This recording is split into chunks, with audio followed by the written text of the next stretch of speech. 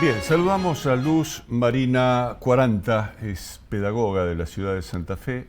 Decíamos en el arranque del programa que, bueno, hay una preocupación, los chicos no aprenden, qué pasa en la primaria, qué pasa en la secundaria, fundamentalmente, y una lucha, un reclamo, en todo caso, de los niveles superiores por la situación en la que se encuentran cuando pretenden elevar desde el punto de vista del conocimiento los elementos que los niños y que los jóvenes pueden tener al alcance de la mano y a partir de allí generar una posibilidad de crecimiento personal y social.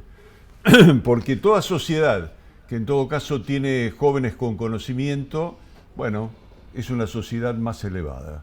Luz, muy buenas noches. ¿Cómo te va? Buenas noches, ¿cómo le va? Bien. Gracias por invitarme, la verdad que es un honor que me hayan invitado a hablar sobre educación, que es mi gran pasión. Yo me jubilé hace un año como supervisora de la región Cuarta y bueno, fui atravesando todos los niveles y modalidades del sistema, de clase en nivel medio, superior, fui jurado en concursos de ascenso y en nivel superior, así que tengo una gama de conocimientos de qué pasa más o menos.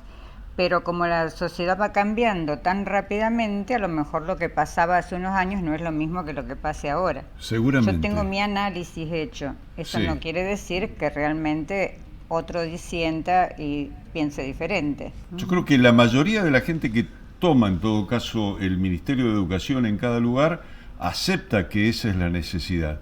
Y después, la diaria le impide asumir un compromiso de esa naturaleza, ¿no? Sí, yo creo que hay un gran potencial en las escuelas y eso se vio en la época de la pandemia, donde coincidió con la asunción de un nuevo gobierno que duró 4 años y que la educación en ese momento, yo estaba trabajando, se sostuvo gracias a los docentes, porque las indicaciones, las resoluciones, las medidas que se tomaban llegaban tarde y a destiempo. Entonces, los docentes y los directivos hicieron un gran esfuerzo para salir adelante y poder sostener las trayectorias de los alumnos aún a nivel virtual. Bueno, ahí se descubrió que muchos chicos que se pensaba que tenían internet no tenían. Y eso habilitó a una búsqueda de recursos y de estrategias que se siguen implementando. Creo que esos 4 años marcaron un quiebre importante en la educación que si bien venía ya diagnosticándose a través de los organismos internacionales, incluso y en toda Latinoamérica, no solo en Santa Fe ni en la provincia, sobre el desgranamiento educativo, sobre el abandono de los alumnos, sobre la asistencia intermitente. Eso marcó un quiebre porque lamentablemente no hay una política de Estado en materia de educación que sea sistemática y continúe. Es decir, cuando uno llega a un lugar, pienso, debe sostenerse lo que viene teniendo buenos resultados y modificarse lo que hace falta hacer o que no da los resultados esperados.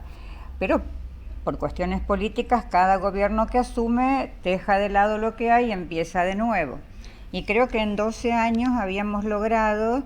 Yo en esos 12 años pasé por varios cargos diferentes hasta llegar a la supervisión.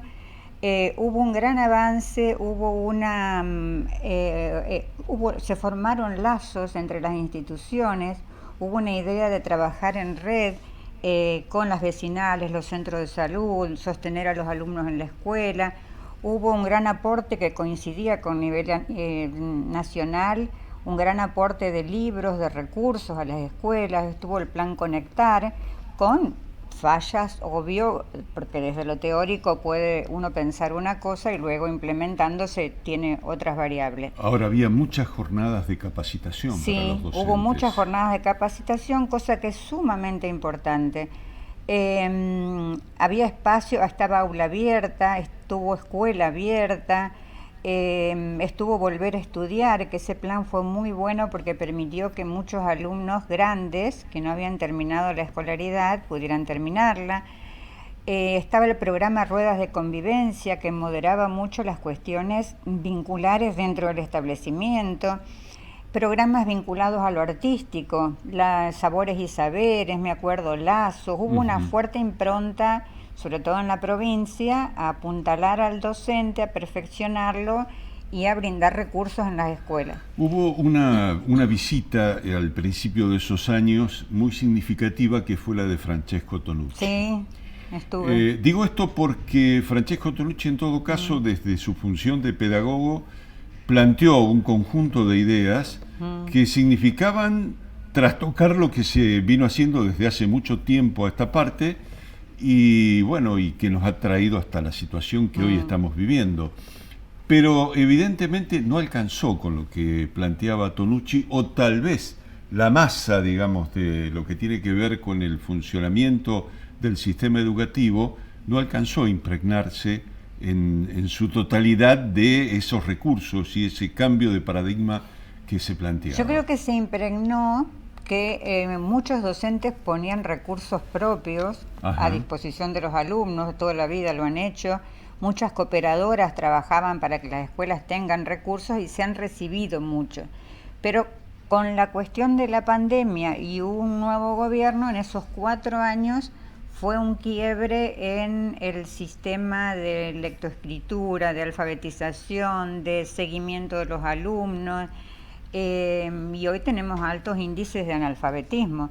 Que bueno, lo importante es que hay una idea, como escuchamos recién al ministro, de la formación docente. De hecho están haciendo una formación ahora en alfabetización, y eso es otra cosa que quiero destacar, que por primera vez, creo a nivel nacional, en febrero, con el decreto 465, se estableció que todas las provincias tenían que tener un plan de alfabetización que tenía que ser planificado, sistematizado, monitoreado, evaluado.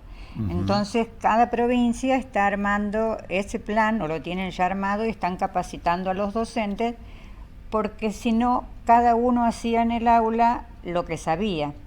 Y cuando uno egresa de cualquier profesión, tiene un título, pero es la primer puerta que se abre para la profesión. Después tiene que seguir estudiando toda la vida para poder pasa en todos los órdenes de la vida eso. En todos lados. En todos lados pasa eso. Entonces creo que hay un gran potencial, tanto con el concurso de ascenso como están proponiendo ahora, que se va a iniciar la capacitación ahora en mayo de nuevo, se va a retomar, y con la capacitación en alfabetización. Ahora, hay una cuestión clave en lo que decís. Es muy interesante, en todo caso, el planteo de una sugerencia de volver a un plan de alfabetización. Lo que ocurre es que cada vez que desde el ámbito nacional se plantea una política pública, esa política pública debe estar acompañada con recursos. Y lo que pasó fundamentalmente en la década del 90, que fue una de las claves del quiebre de la calidad educativa en la Argentina, fue que se transfirió la responsabilidad a las provincias y no se le dio los recursos que en todo caso la nación tenía para disponer la escuela secundaria, por ejemplo. Y la escuela secundaria terminó explotando como vemos. Sí, yo era directora de una escuela en ese momento en que estaban los octavos y novenos. Se había organizado a través de la ley federal que la escuela primaria tenía de primero a noveno año, y fue muy terrible, y ahí generó una mayor deserción, porque los chicos terminaban séptimo y tenían, con la ley nacional por ejemplo ahora o la anterior, tenían una certificación de escolaridad primaria. Todos esos chicos que dejaron en octavo y noveno año, porque ya eran grandes, porque tenían que trabajar y por otras causas, no volvieron más a buscar su certificación. Y esos chicos son analfabetos funcionales. Luego, como directora, me asombró mamás de 25, 26 años analfabetas, que llevaban sus hijos a la escuela y le pedía algo y no sabían leer y escribir. Y eso produce un problema cognitivo muy importante en el desarrollo integral de la persona. No saber leer y escribir no solo afecta la autoestima, sino, según las neurociencias, las conexiones neuronales. Por eso es tan importante alfabetizarse. Y por otro lado, no podemos negar el rol que tiene el hogar desde el punto de vista de la conformación de cada uno de los niños. O sea que, habiendo una situación como la que vos planteás, evidentemente el panorama de la continuidad del aprendizaje, de lo que recibe en la escuela y se complementa en el hogar está absolutamente vacío. Tal cual. Sí, es más, creo que en la situación social en que vivimos hoy, tendríamos que estar enseñando desde las aulas a través de la tecnología, de recursos multimediales, de forma que los chicos estén incentivados. Un chico de 9 años o 10, si usted tiene nietos debe saber, le agarra el celular y sabe manejarlo mejor que nosotros. Sin duda. Entonces el docente sufre un descrédito, ya no es el que tiene el saber. Y pierde la autoridad. Claro, pierde la autoridad académica. Y lo mismo pasa con el director. Entonces, el avance de los adultos en lo tecnológico no va igual que la sociedad y que lo que saben los chicos. Y con lo que a los chicos les interesa. Entonces, romper también con esa estructura o ese paradigma de la modernidad y de la homogeneidad en la escuela es muy difícil.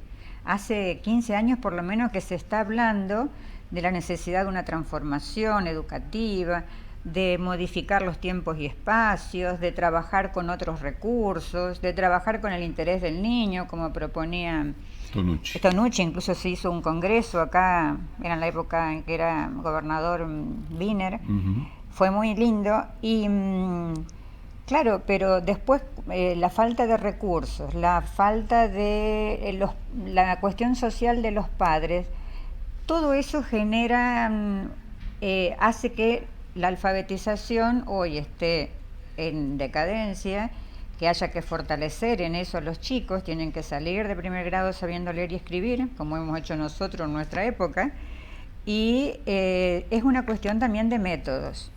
En el 90 se aplicó el método global, que generó, a veces se adoptan modas, y eso generó muchas faltas de ortografía, que trabajaran solamente con imprenta mayúscula, que los alumnos fueran copistas, y bueno, todo ese sistema, hay resabios en las escuelas todavía de eso, y de no trabajar en forma diferenciada con cada alumno según sus posibilidades. Bueno, estoy pasado 4 minutos del tiempo. Me quedaría una hora charlando si quisiera. Y yo te agradezco que hayas venido sinceramente, porque quedó en todo caso inicializado el problema educativo.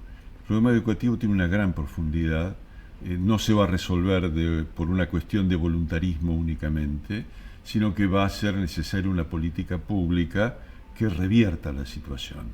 Y una concientización mayor de la sociedad sobre la importancia de la educación.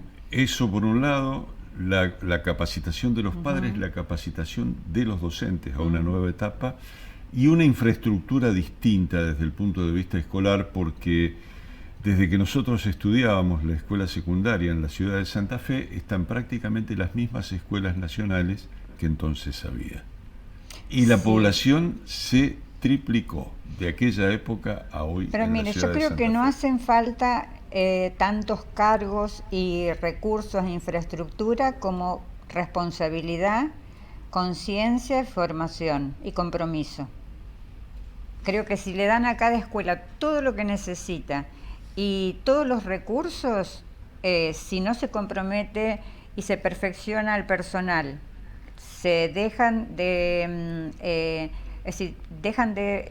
faltar tanto, porque hay muchísimas ausencias que generan grandes problemas en los alumnos, y se trata de monitorear más el funcionamiento de cada escuela, los recursos solos no sirven. Si no hay quien sepa usarlos y si no hay una real responsabilidad para eso, con el acompañamiento de la familia, los recursos sobran. Luz, muchas gracias por venir. Bueno, gracias por invitarme.